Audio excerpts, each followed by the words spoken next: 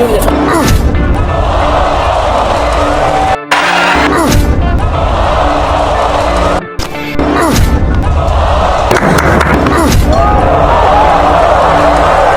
niyong sundan, huwag magpapahuli. Pag-usapan ni bakbakan. Matapos sa kanyang mga impresibong knockout na panalo, kung saan talagang bulagta ang mga kalaban. Talagang namangha ang mga boxing fans kung saan nanggaling ang lakas nitong Pinoy na si Rey Delubio Megrino. Marami ang nagsabi na tila mayroon siyang anting-anting dahil tila hindi matinag ang kanyang lakas. Si Megrino ay tubong Misamis Occidental ay may taas na 5 talampakan at 6 na pulgada at kinatatakutan sa kanyang division. Binansagan siyang Delubio dahil sa bagsik ng kanyang mga kamao kung saan bulagta ang mga tinatamaan.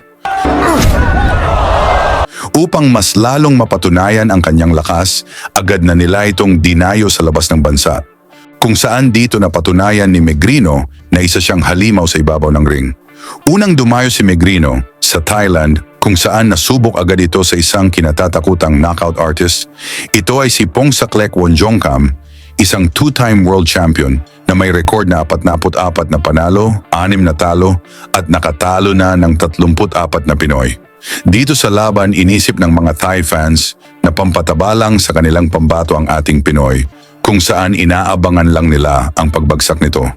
Ngunit laking gulat ng mga Thai fans nang 2 beses pinabagsak ni Megrino si Wonjongkam at tinapos ang laban sa ikatlong round, kung saan binawi ng dehadong Pinoy ang hawak nitong WBC belt. ครับไปถึง7ก็โอ้โหอันตรายครับดูเขาหนักนะครับโอ้เจ้ากรจะรอดไหมครับพี่อันตรายแล้วนะครับอันตรายแล้วครับโอ้โหครับจบสั้นเลยครับสภาพของเจ้า Sunod pinapunta si Megrino sa Japan upang harapin ang pinakahambog na si Kenji Kubo. Hindi ito madaling laban para kay Megrino dahil maliban sa undefeated itong si Kubo, isa pa itong may world champion bago pinasok ang boxing. Kung saan bago ang laban ay ubod na ito ng yabang at binantaan pang papatayin daw nito si Megrino sa kanilang paghaharap. Ang laban ay ginanap sa Korakuen Hall, Tokyo, kung saan puno na Japanese fans ang venue na gustong masaksihan ang pagbagsak ni Megrino. Naging maaksyon na kaagad sa pagbungad pa lang ng unang round. Napabagsak ni Megrino itong si Kubo, ngunit himalang hindi ito binilangan ng referee.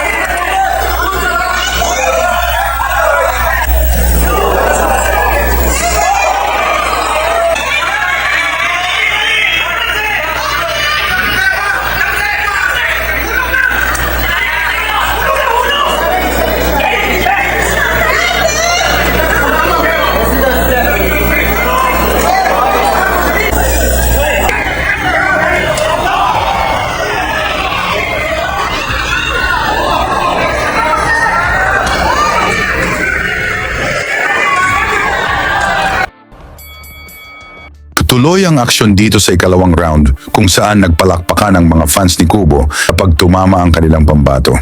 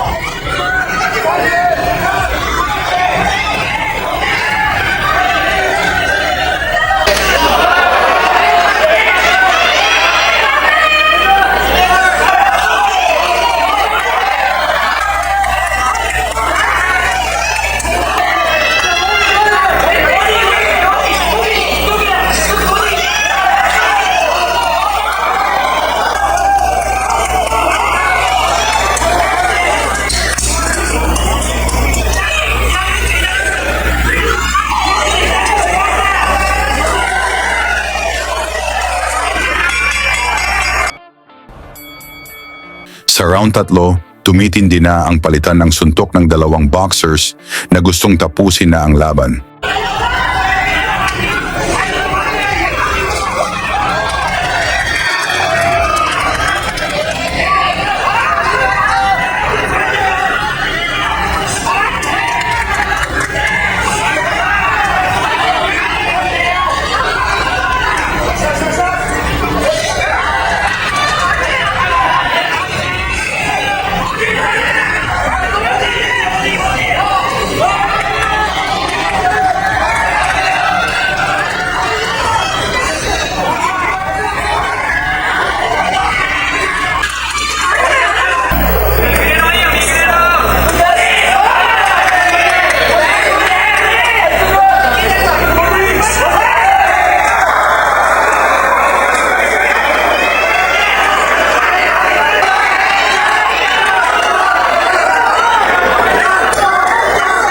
Mula sa solidong kanan ni Megrino ang tumama, bagsak si Kubo ngunit nakatayo pa ito at lumalaban.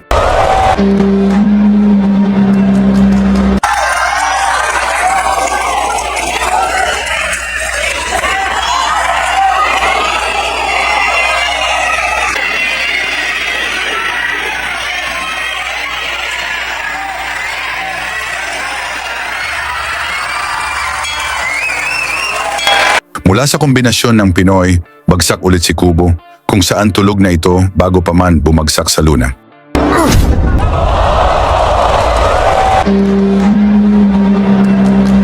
Dahil dito pinag-uusapan na ang lakas ni Megrino sa buong Japan. Dahil sa kagustuhang makabawi ng Thailand, muli nilang hinamon ang Pinoy na si Megrino at dito ay inilabas na nila ang kanilang pangmalakasang champion. Ito ay si Aikarthit Kanyaprom. Naganap ang sagupaan sa harap ng libu-libong mga Chinese sa Hong Kong Convention Center. Sa umpisa ng laban, malalakas na suntok na kaagad ang pinakawalan ng dalawang boksingero na gustong tapusin ng maaga ang laban.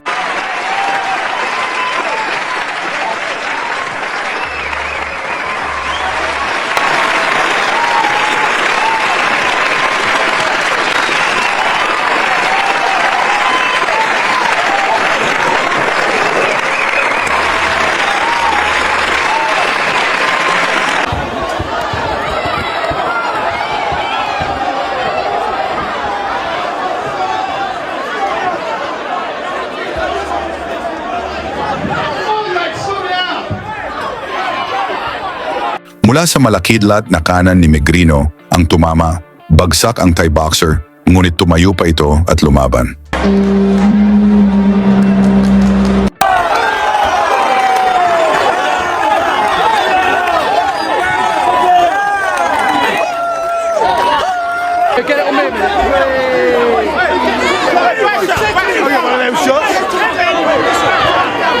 Mula sa malakas na pinakawalan ng Pinoy, bagsak ulit si Kanyaprom kung saan diretso na itutulog na para bang hinampas ng maso.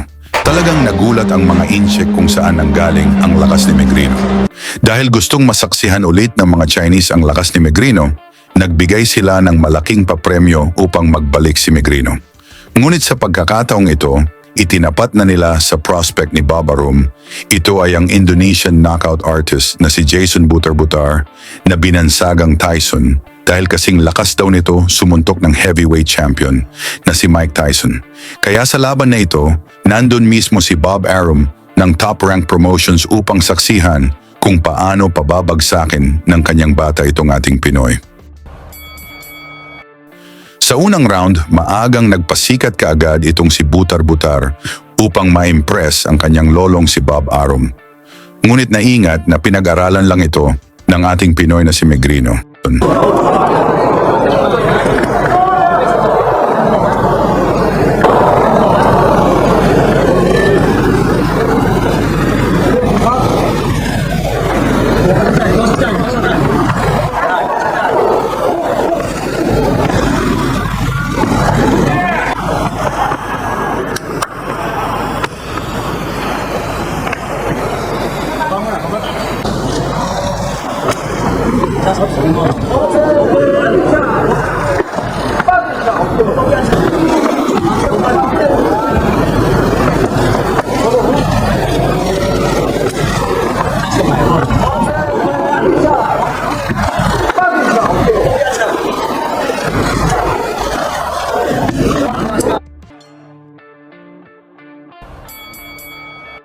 Agresibo pa rin si Butar-Butar sa ikalawang round habang nag-aabang si Bob Arum sa pagbagsak ng Pinoy.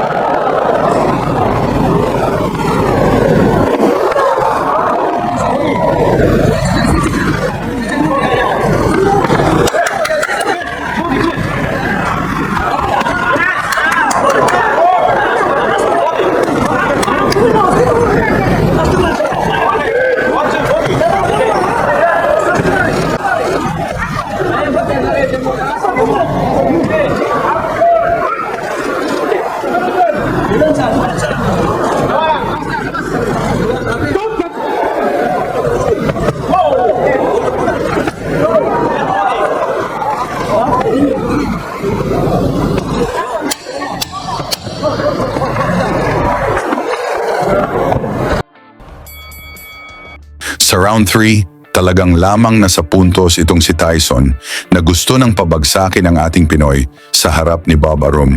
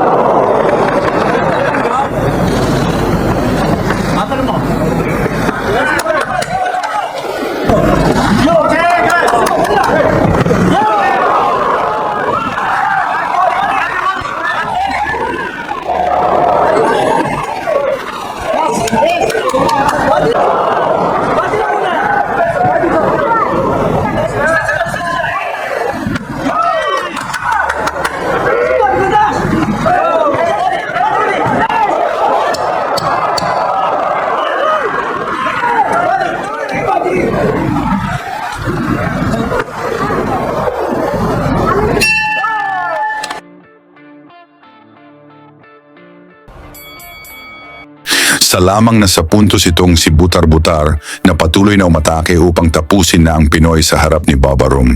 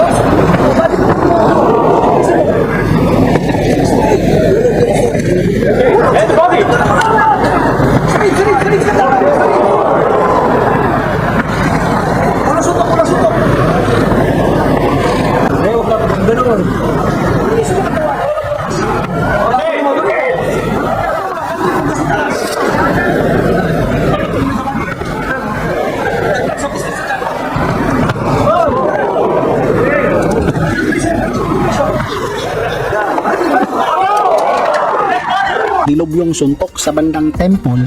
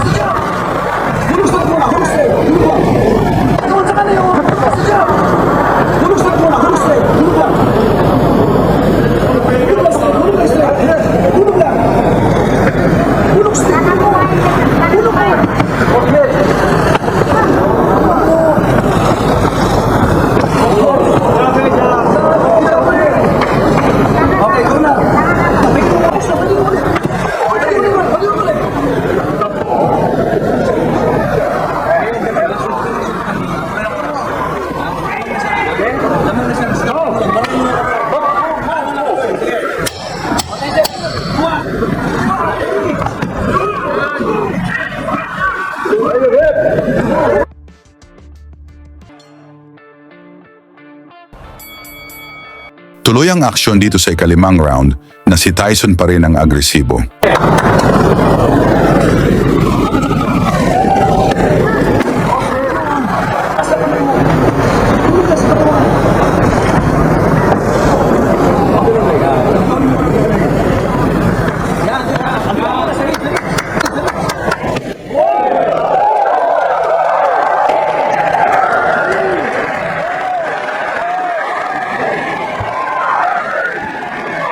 Mula sa solidong pinakawalan ni Megrino, bagsak si Tyson kung saan diretso itutulog, kung saan kailangan pa itong tulungan ng referee upang makahinga at agad nila itong sinugod sa ospital.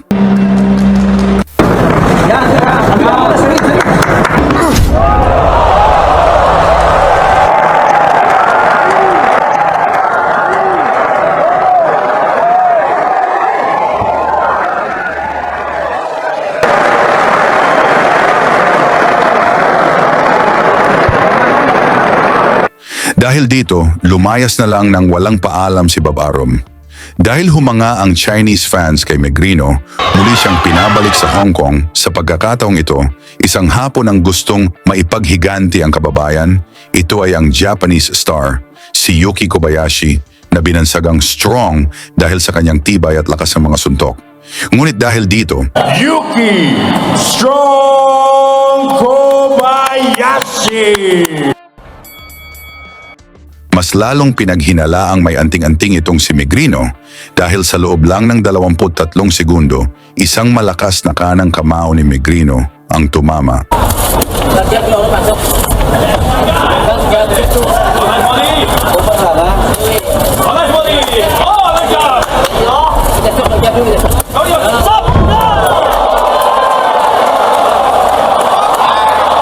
Tulog na agad si Kobayashi. Diretso ospital ang Japanese fighter upang maisalba ang buhay niya. Sa inyo namang palagay, may anting-anting kaya itong si Megrino? Pag-usapan na lang natin yan sa baba.